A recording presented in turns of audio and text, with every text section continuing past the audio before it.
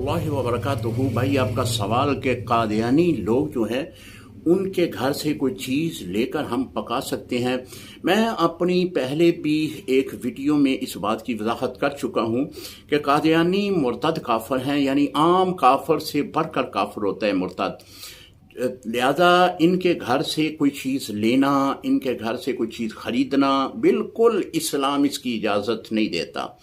मेरे उस्ताज़ी मोहतरमी क़िबला शेखुल हदीस साहब दौरान सबक आप मुतअद्दिद बार ये फरमाते थे कि अगर कोई शख्स कादियानी लोग को खुश अखलाक़ी के साथ मिलता है तो हज़ूर अलैहिस्सलातु वस्सलाम इसके इस मिलने पर जो है वो परेशान हो जाते हैं कि मेरा उम्मती एक ऐसे झूठे नबी की उम्मती के साथ क्यों मिल रहा है।